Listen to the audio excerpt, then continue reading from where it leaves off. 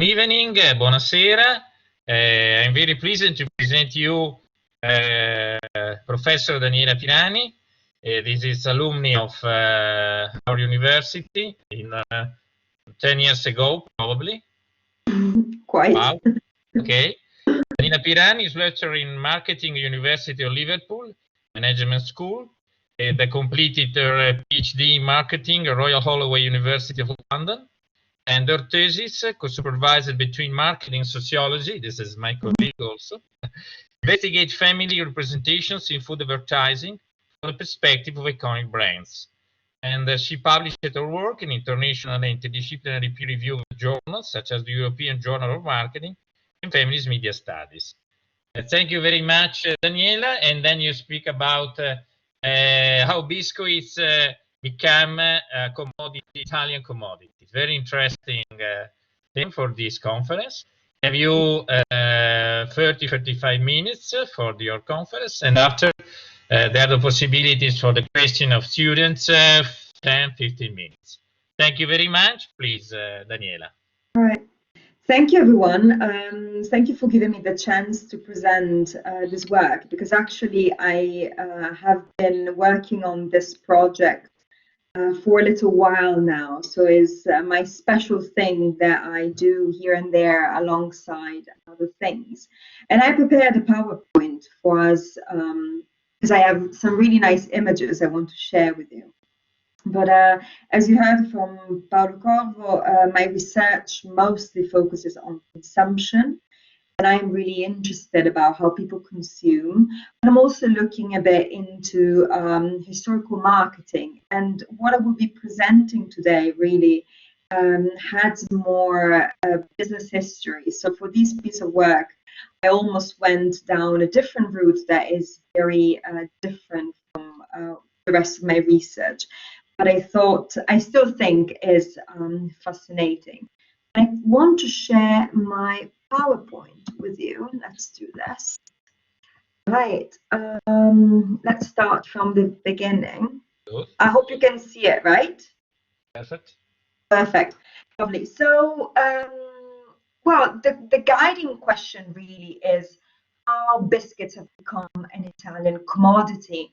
And you might be wondering how someone decided to study biscuits and why, because I think it's quite an original topic. Maybe not one of the super compelling one, but an original one. And my interest actually started from a different project that is the one on breakfast. I actually presented a bit of this at the video party series that was recorded this spring.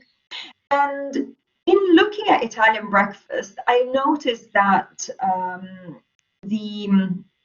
let's say, public documents, and this is the health guidelines of, actually the old ones, now they have been updated, but the health guidelines of the government suggest that there are some bakery products that are part of the Italian tradition. And these are, for instance, like biscuits and dried eggs.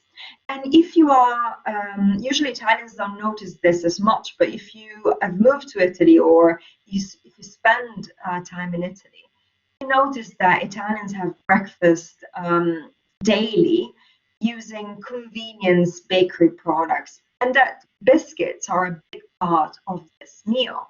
So I came to understand that biscuits, or a certain kind of, entered the Italian gastronomic tradition to a certain extent. And then I started wondering, where do these biscuits come from? Because these, the biscuits we consume daily, are not the biscuits of the Italian heritage. So they're not the cantucci, they're not the, I don't know, tozzetti, and all the other variations that we know in the Italian regional cuisine. So where do they come from? And then I got a bit of a grant from the British Academy, which was great. It gave me the chance to go into different archives of bakery producers. So when it was still possible to visit archives, I collected some data. And what I'm presenting today is my results. So I'm at an early stage of trying to figure out what I'm doing with all this data. My answer is to the question, how have biscuits become an Italian, oh, and sorry, there's an D too much, an Italian commodity? My answer is that this happened through a 4 stages process. So starting from import, then to imitation, then through adaptation, and finally through appropriation. So import, why? Because the home country of of biscuit industry is the UK. And the UK have been the first country credited for this production because of 2 good reasons. The first one is that they had a navy and a naval empire, so they were really accustomed to purchase and produce ships' biscuits or hardtacks. They are basically the ancestors of modern industrial biscuits. And ship's biscuits are very simple. They're just water and flour meant to last forever. And these were the galettes, or anyway, the food consumed on ships. And then they were used in the British Empire to feed all the British sailors across the colonies. And these biscuits at the very beginning of the 19th century started to have an evolution. And the first sweet industrial biscuit is the one I pictured in the middle. It's called the Albert. And this was the first product that featured a bit of fat, so probably butter, and a bit of sugar to make this product more interesting, more appealing, also for non-sailors consumers. Of course, then we do have an evolution, and I attached a picture from a catalog of one of the producers, that is Peak Freen. We do have an evolution towards an industry that was able to produce a huge variety of biscuits that were really different and very detailed, curated, complex, as the picture shows.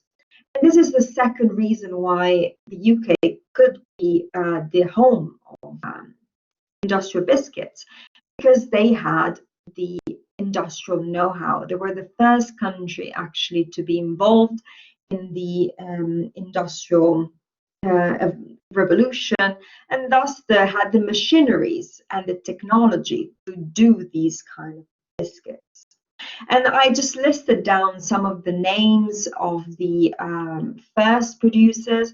And one of the main ones is Huntley and Palmer. That is actually the first one listed as a biscuit manufacturer in the south of the UK.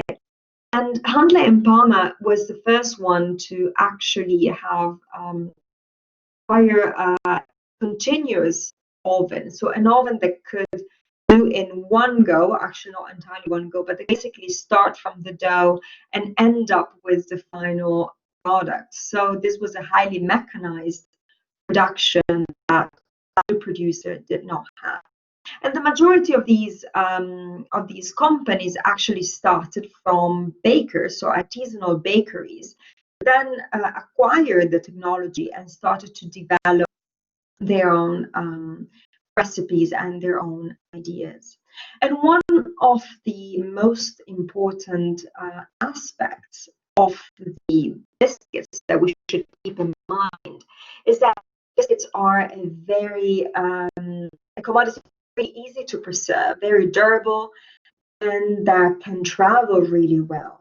So Huntley and Palmer's actually was the first company to invest in tins, and tin boxes were fundamental to have biscuits traveling all over the place. And actually the first tins started being really simple as a sturdy container, but then became more and more complicated and more articulated, taking different shapes or as a bus or as a letterbox. So they were really articulated as well. But the first painting pen was actually invented in 1868 for when Huntley and Palmer was appointed as a supplier for the Queen. And so the reason why I think is very important is it's because on one hand we can understand how Biscuits actually had a global outreach all over the place throughout the British Empire, but also how they were profiled to travel. So this is an image from Huntley and Palmer that features an expedition, and actually Biscuits were sent to along these scientific expedition, for instance, in the Arctic. On one hand, group the Biscuits could stay in every possible condition, and on the other hand, to show how they were very nutritious, very healthy, for especially for journeys such as the ones of explorers. And as Biscuits were arriving everywhere, of course, they started arriving also in Italy. And actually, we know that Italy consumed quite a lot of the English biscuits.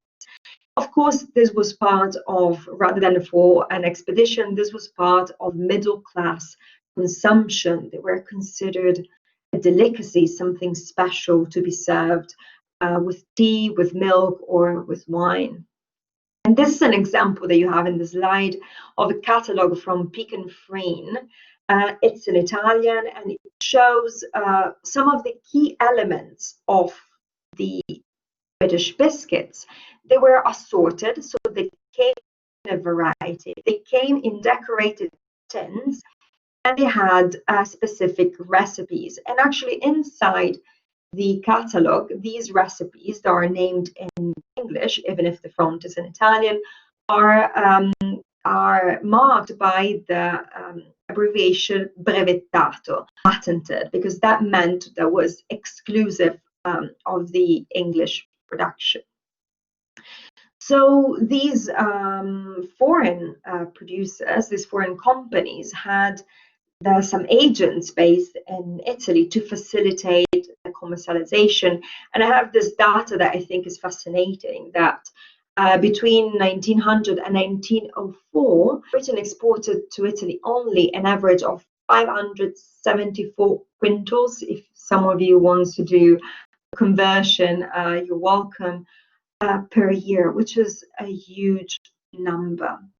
We also need to consider that especially straight after the unification of Italy, so straight after 1861, Cavour had adopted a policy of free exchange, actually welcoming foreign products, especially from France and the UK, with a very low taxation. Actually, there was very little protection of these of the local industries. And so we do have some local artisanal biscuit producers that try and compete, but with the British companies, but they really had a hard time. And this is a complaint from a man that I'll present to you shortly, that is a complaint to the minister, showing that his biscuits were costing 1.5 lire per kilogram against 1.2 lire per kilogram of the British ones. And the British could have such a low price because they were importing as if it was bread. So they were not paying tax on sugar that was otherwise applied to Italian users. So we start having this friction inside the Italian marketplace. And we need to wait for 1854, 56 actually, to start see the imitation of the British biscuits. So what Italian producers start to do is to imitate these recipes. Basically, they were left with two options. One was counterfeiting the products, and one was trying to understand the know-how. so how these products were made. And this is a bit the story of our first entrepreneur that I'm presenting today. This Gaetano Guelfi. He was the one who filed the complaint that you saw in the previous page, and his personal story is actually fascinating. So he was not interested in becoming a baker, but he got introduced to British biscuits by a dentist, a British dentist living in Livorno, who advised them to look into this very promising business. And Edward King gave Gaetano some British biscuits, and he was really fascinated by the product. Also, of course, he knew about the status that these products had in Italy. And he started to develop his own recipe. So he made his own recipe, and he actually developed his own machinery to make this biscuit. And actually, you can see in the picture Gaetano, and also his first biscuit, Fantasia. And he admitted that at the very beginning of his career, he was counterfeiting these biscuits, selling them as British, even if they were not, because he thought there was no national market for Italian-produced biscuits that were like similar to the British ones.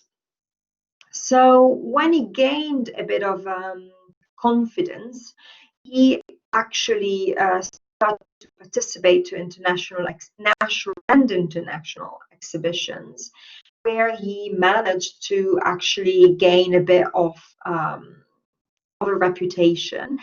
And finally, he purchased a machinery from Winkers, a producer in Liverpool. So he got to import one of these British machineries, and he started to expand his production.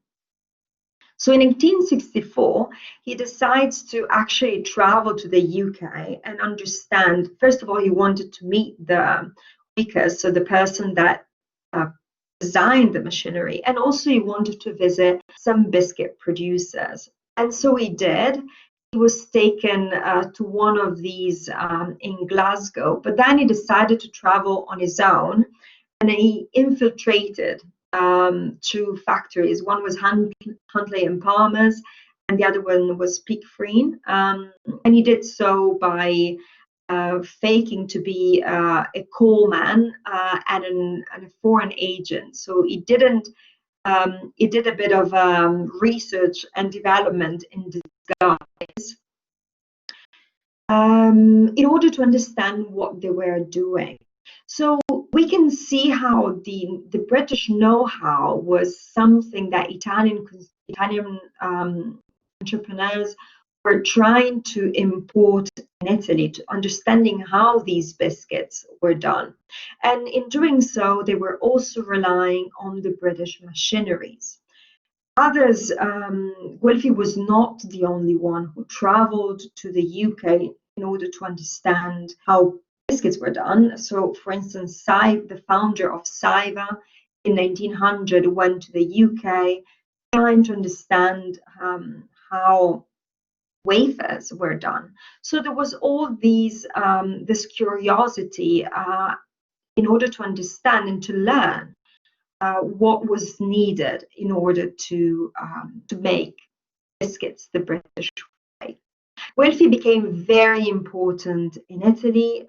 He built a factory. So we can see here the picture of his beautiful factory, how it's presented as a modern one with the chimneys, with a vast entrance for the turnover of goods, and the train suggests that the factory was linked with other cities, so that these biscuits would actually travel and be exported outside of Cascina. So actually it's 1856, sorry, not 1956. So we actually, Wilfie did not export abroad, but he sold all over Italy. And he says that until 1885, there was nobody else in Italy producing biscuits the British way, all'uso inglese. And we need to wait 1888 to see another huge player coming into action in the Italian marketplace. And this is Lazzaroni. And I put the logo here because I think it's quite important. It's a steamship with the writing export on top. That already tells us something about the aspirations of this brand. So the story of Lazzaroni is also quite similar in the way that Davide Lazzaroni almost stumbled across the British biscuits when he was traveling for his own main business, that was silk trading. So he went to the UK and he noticed how the biscuit industry was flourishing in a way that was completely different from the one in which Italian manufacturing was dwelling. And he was that interested because Lazzaroni was already famous for producing amaretti, so these kind of macaroons made with apricot kernels. So, and this was already a product that had gained his family business a bit of reputation. But Davide was the cousin of the person the branch of the family making macaroons, came back to Italy and decided to invest in these biscuits the British way. So we don't know why. I don't know why. He got welcomed in a very different way. Wilfie had to hide away from Huntley and Palmer's, pretending he was not an Italian producer. Instead, Davide went there and actually spoke openly with the main biscuit producers of the time, probably because he was also coming from a bakery background, and he got advised on how to set up a bakery in Italy. So he purchased another brand of machines that were called Baker ovens, and these were continuous ovens that allowed the production of biscuits in almost in one go. And in 1888, he founded, and I personally love this detail, he founded Lazzaroni as an Anglo-Italian company. There was nothing British, there was nothing English in the company, if not the machineries used to produce this biscuit. And I think it's quite important here because I'm interested in how business and marketplace intersect.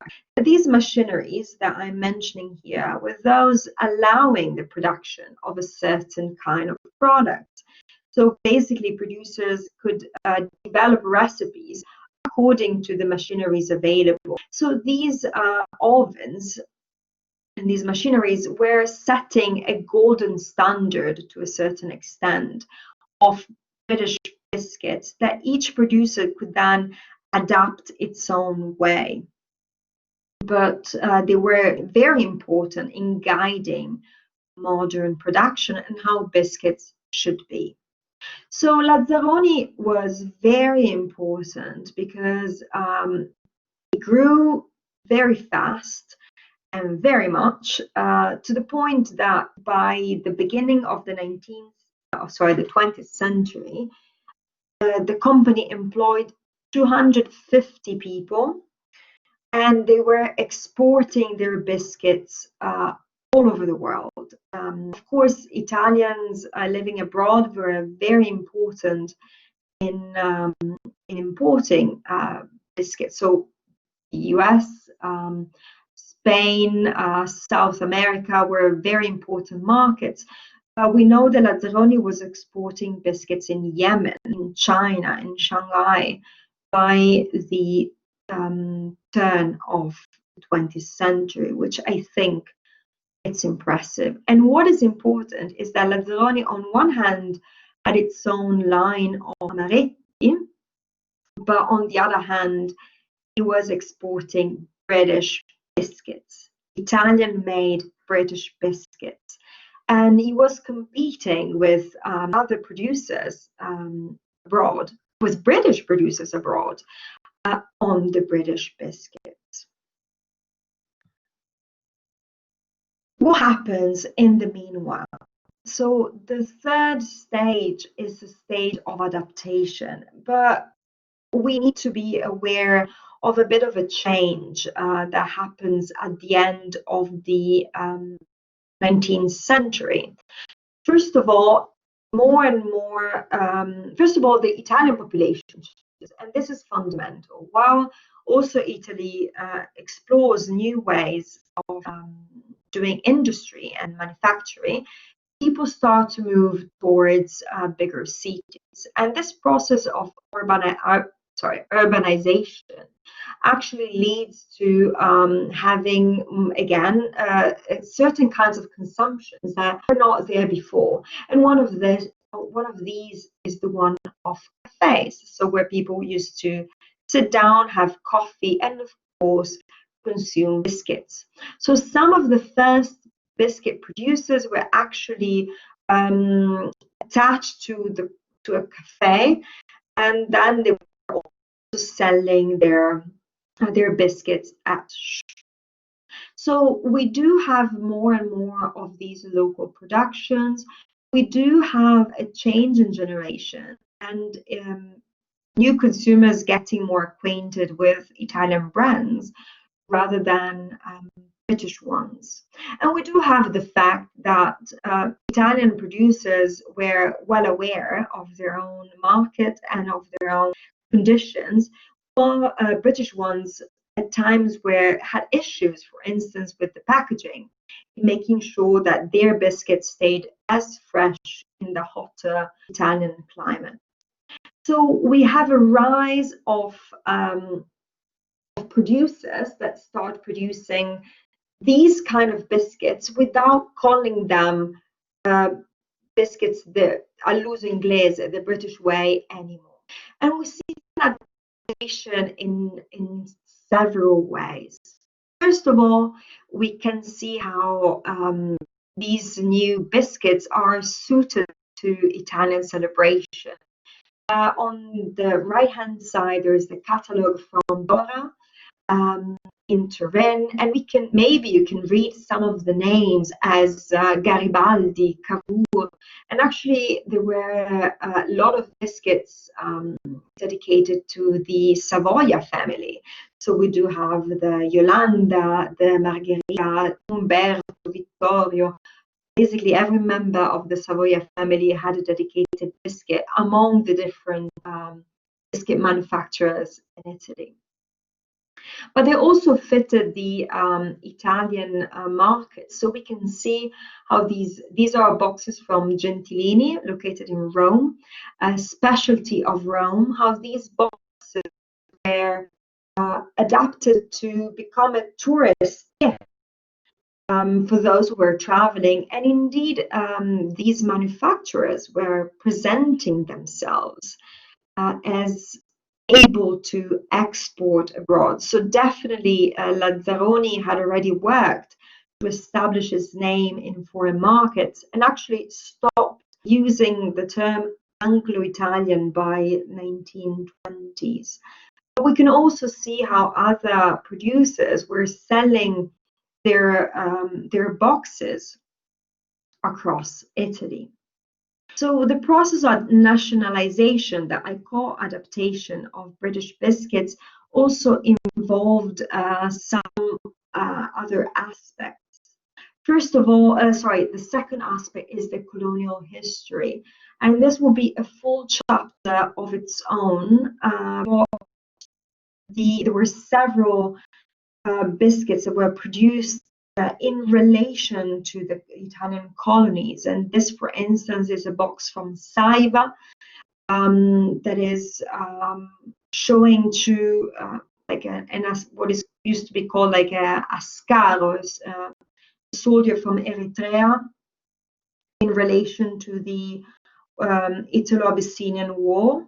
But we also have other producers, other manufacturers that titled their names, such as Repolini or Eritrei, and there's a great deal of racism because Eritrei were the biscuits from Lazzaroni that contained cocoa.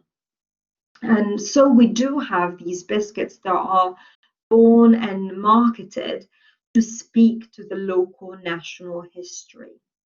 And finally, the process of nationalization, also a process that goes through the research and development. So Italian companies started to develop their own recipes.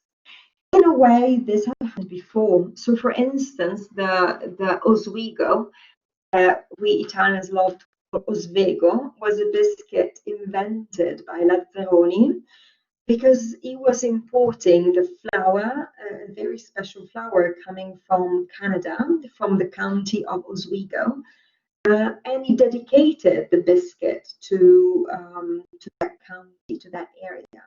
And Oswego then has become a standard in Italian production. So now pretty much every producer has one. But we also have a lot of research and development within each producer. So for instance, the pavesini were invented in the 50s as an adaptation of another local biscuit that was called Biscottino di Novara, and they were a striking success. Here you can see an advert actually designed from Herberto Carboni, an advert calling them il biscotto nazionale, the national biscuit, showing how Pavesini would actually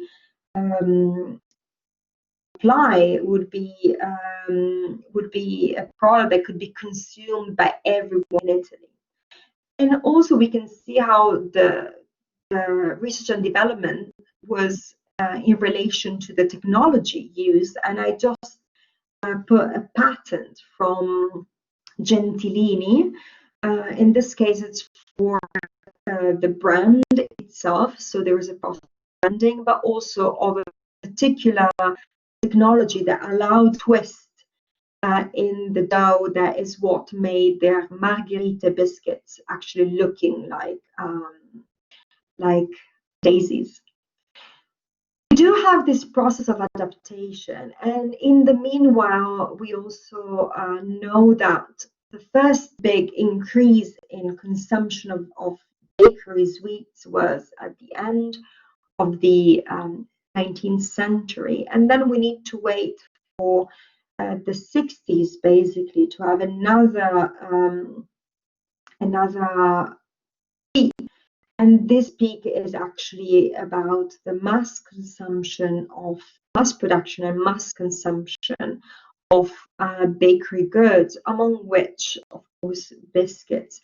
So we do have more and more the fact that Italians became biscuits consumers. But what I think is also interesting is the appropriation. So we have seen how in something less than a century, the British biscuits started from being imported, imitated, adapted, and then appropriated. Why am I saying appropriated? Because on one hand, we do have brands that actually start Saiva here.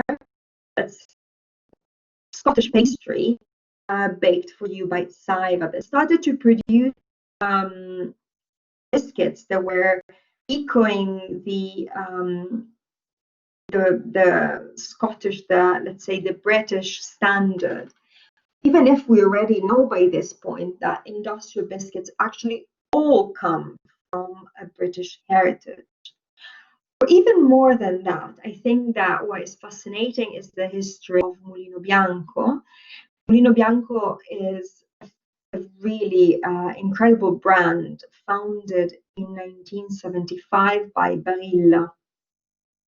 And Mulino Bianco is a masterpiece of marketing because it's a brand created from scratch. They used a lot of appeal from nostalgia, and this is the page that they start.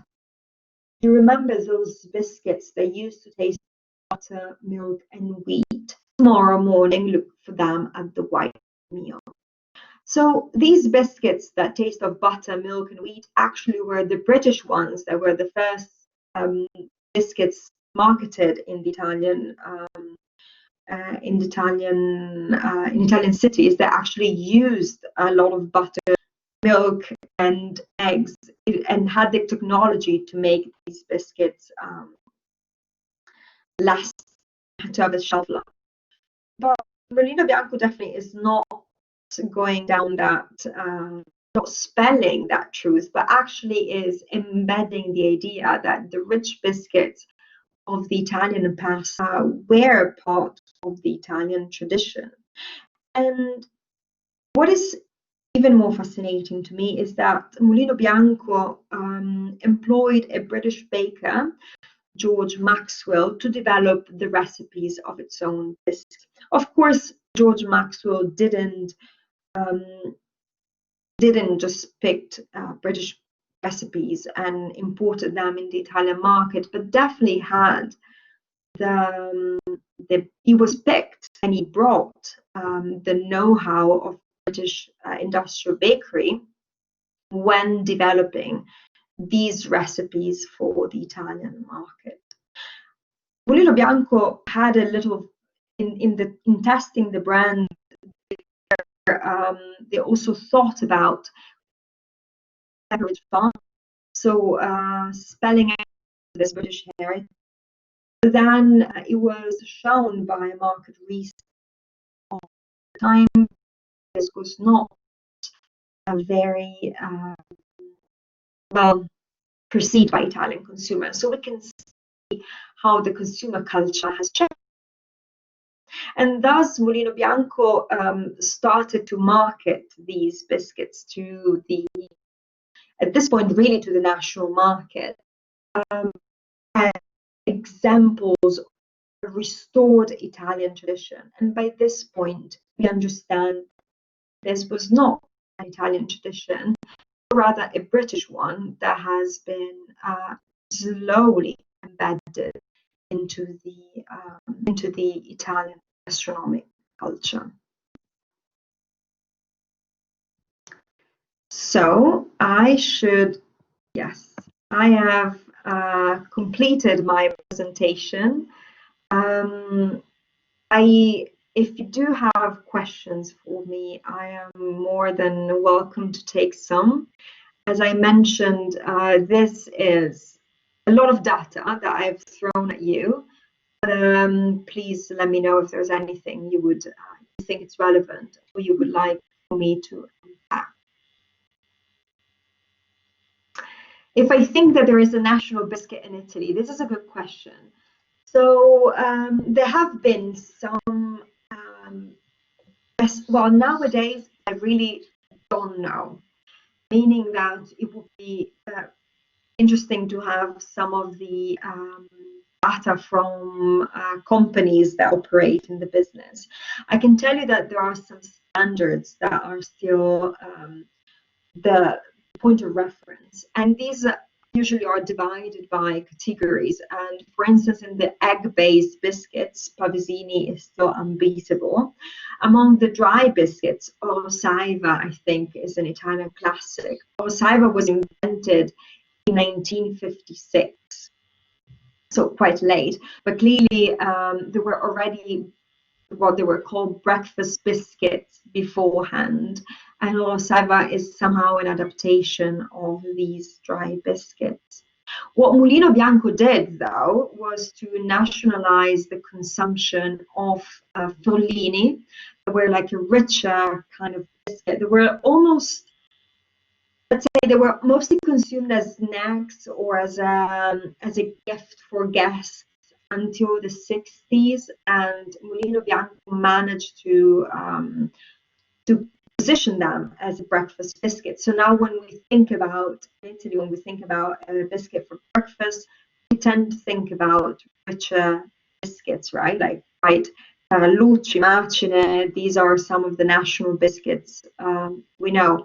And I think it's also fascinating how we can see how these standards have been then imitated by other brands. So now we do have the counterfeits of the gocciole, for instance.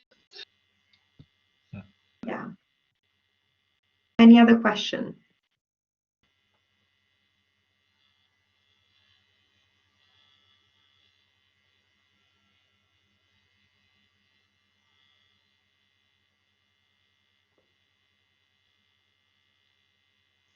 I shocked you all. No, it's very I've interesting. spoken too much. Yes, there's a Chiara. So, as Gantucci were ready. Sorry, my chat. Computer doesn't let me read. Already produced before the influence of it. Right, this is a good. It's a good point, and thank you, Chiara. This is actually another good question.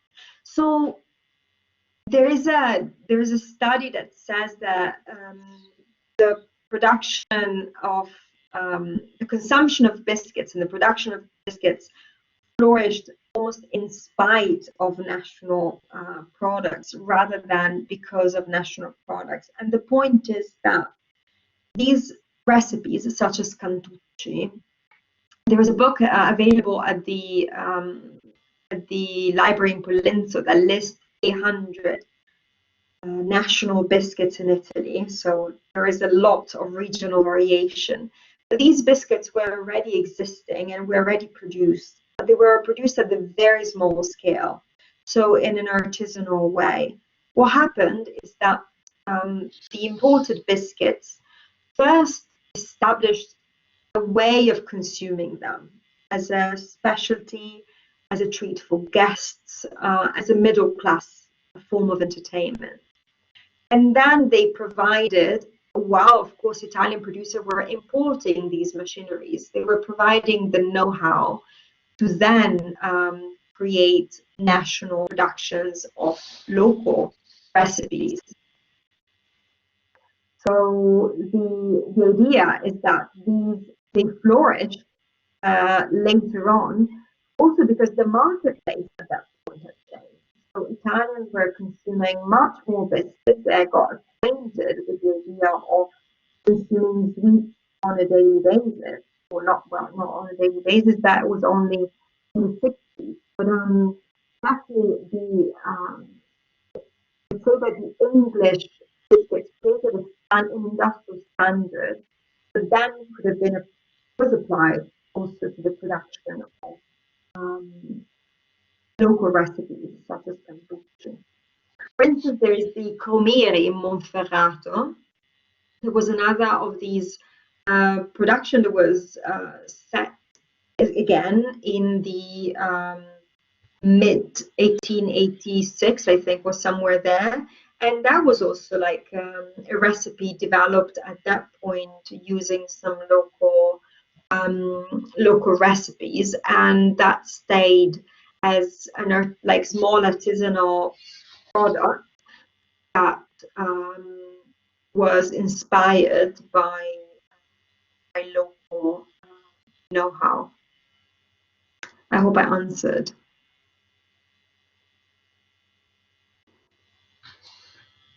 Okay, other question? So I hope you will not look at your biscuits with the same eyes anymore as British spies that infiltrated your table.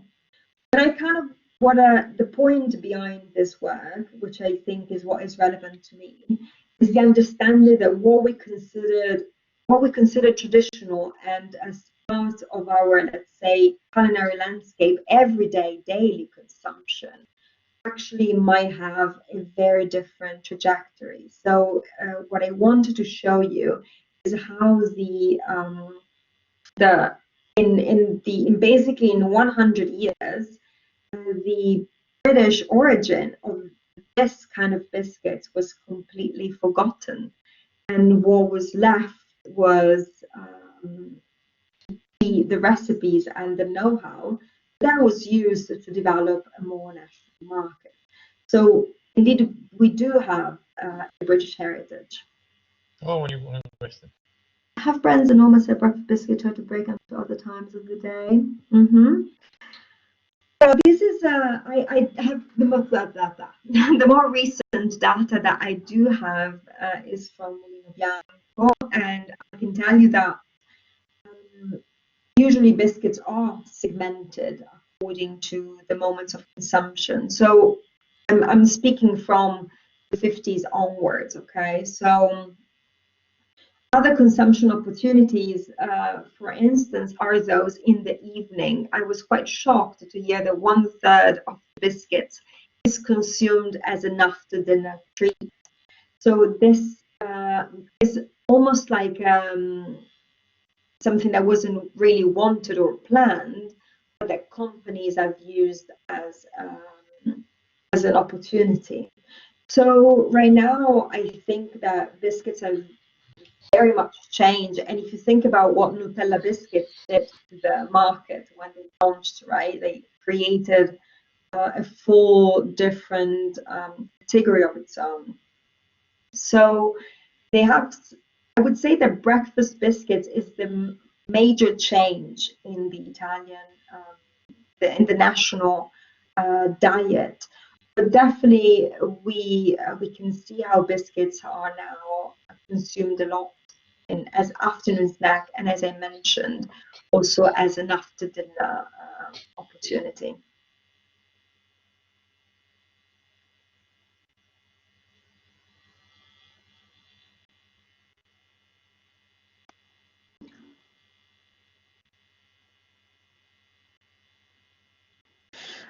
I don't know if the thank you. I don't know if there's any negative outcomes to the mass production of local biscuits. For instance, the case of the Amaretto di Saronno. Amaretto di Saronno used to be a local produce made with egg white sugar and apricot kernels. And the fact that it's to be exported so much basically created made of the Amaretto, made in Saronno, sorry, made of Amaretto, a produce typical of Saronno that was known. So now is even more famous, but the liquor was created as an infusion of the biscuits. So it actually created a very different understanding of the biscuits. So probably research could be as research. What is the impact when a commodity or when a recipe is moved from a local specialty to a mass?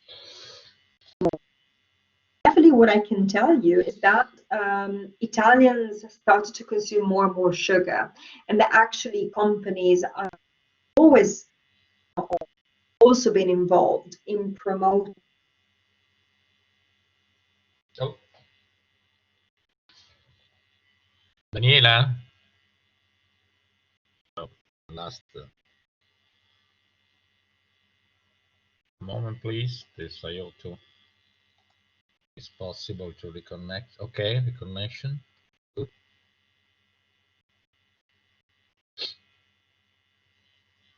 Okay, Daniela. Yeah, I'm back. Yes, I was Okay. disconnected for a second. Can you hear me?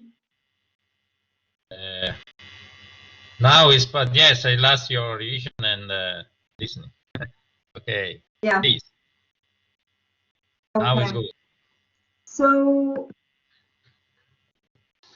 okay. So what I wanted to say is that simply the fact that you take a local, like a consumption, a form of consumption such as biscuits that was not meant to be a daily thing, and it then starts to become a form of daily consumption. Of course, it changes the diet, it changes the profile and the pattern of consumption. But this is also something that is not.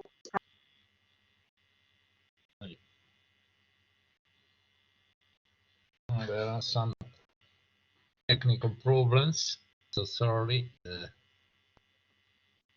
Ok, good. Sorry. Si è persa un po' l'ultima parte. Ci senti? See, yes, I can hear you all. Okay, Yeah. good. Yes, it's the last your last words. Yeah, my last word simply is that.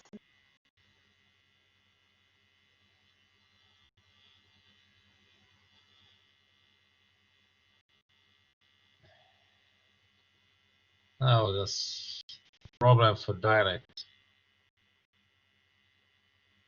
Now you have the return now.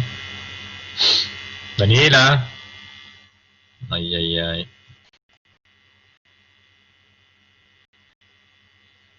Donation.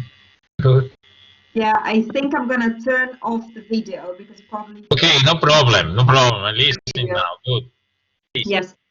Just really shortly, biscuits have become a form of daily consumption in the Italian diet, and of course we need to witness how by taking something that is meant to be consumed as a specialty, as an occasional product, the impact it has on the diet the moment it becomes a daily product, a daily commodity. But of course, this pertains to a lot of items, a lot of foods that have been covered and interested by commodification. Do you think that without a company like Mulino Bianco, biscuits would have naturally changed their status from special occasion to breakfast commodity? Now, I think that Mulino Bianco did a very. I think the answer is no, simply because Mulino Bianco invested almost 20. Yeah, it took an investment of 20 years to persuade Italians to have breakfast on biscuits, and I think that it takes a lot of coordination in terms of advertising, research, product development, material outputs, such as, for instance, the packaging. So I really think that some companies have managed to give a spin, say, to our diet. It is also true, though, that Italians were consuming biscuits at breakfast before as well. They were mostly consumed before Mulino Bianco, and they were mostly consuming dry biscuits, such as of Saiva. So I would say that Mulino Bianco managed to persuade Italians to have a richer kind of biscuits, a biscuit for breakfast, and to have it daily.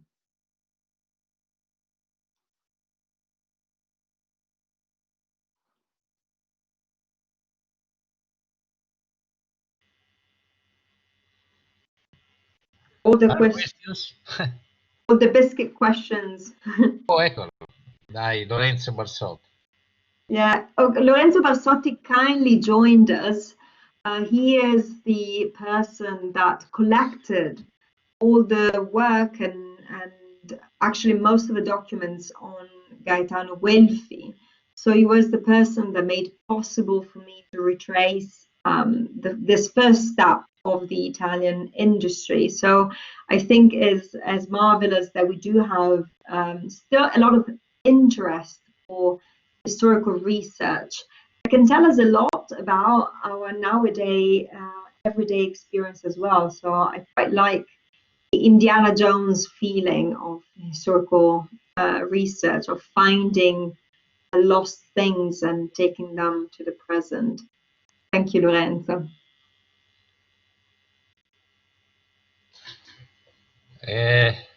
Okay.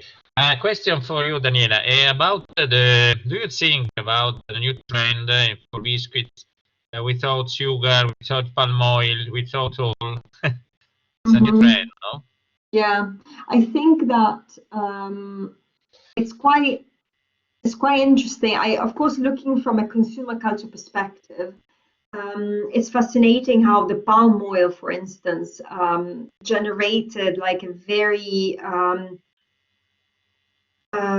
almost a backlash of Italian consumers. So Barilla, for instance, had tried to sustainably source palm oil and to actually work in a sustainable fiera of palm oil that probably would have been beneficial if you think about in terms of trade, international trade, but didn't manage to, because consumers at that point were already aligned with the idea that palm oil was bad. So I think we do have trends that on one hand are guided by the evolution of consumption anyway. So we are collectively going towards a more sustainable diet, or at least trying to have a more sustainable diet. So we can see how biscuits are now become integrali, con fibre, with all the claims. But we also need to consider there are some products that are there exactly to be the opposite, exactly to be our moment of sin and rebellion within a very constrained life. And if you think about the launch again of Nutella biscuits, right, which is the exact opposite. So it's we don't want to know what's in there. We don't want to know how it's made. There's nothing ethical. But still, it was a massive sensation. It was a massive sensation because it represents that form of indulgence, private, legal indulgence that everyone can afford. So we need to consider that we do have always several trends within the marketplace, and that products might target one or the other, or you might have the same company that actually tries and target different trends with different products. So having a very sustainable line and a very indulgent one. So yeah. Okay, thank you. I think. Any other question for last questions for you? Okay. Yeah, I'll Yes, write down. Only if you send me pictures of biscuits. Right. Perfect. Perfect. And I really hope I'll manage to publish this work at some point, even if I'm really, really slow. And if I'll send whatever I have for you to read. Yes, then also Daniela is a member of administration council of our university. Then it's possible that when lockdown finished in England, in Italy, it's possible arrive here, not here in Turin, but in Pollenzo, no? In 2021 is probably. Let's say that. Yes, absolutely. Okay. Other question finished? Questions or not? Others?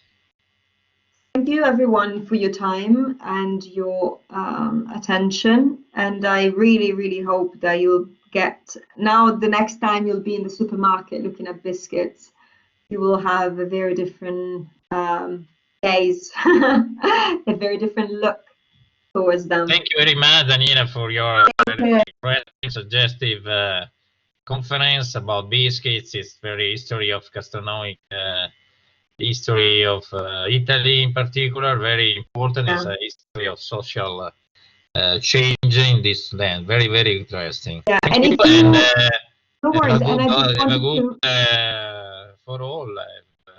Good luck I just for all. wanted to mention lastly that if the history I spoke about Italian breakfast at the video parties that are available on Okay. Facebook website. So if you want to know more about how biscuits have become a breakfast commodity in Italy, then watch that video because I talk about it there. Oh, perfect. Very interesting. All right. Grazie, Take care, Daniela. everyone. There you Presto. go. Enjoy. Ciao. Bye. Ciao, Francas. Good evening to all. Grazie. Thank you. Thank you to all. Bye. Ciao, grazie.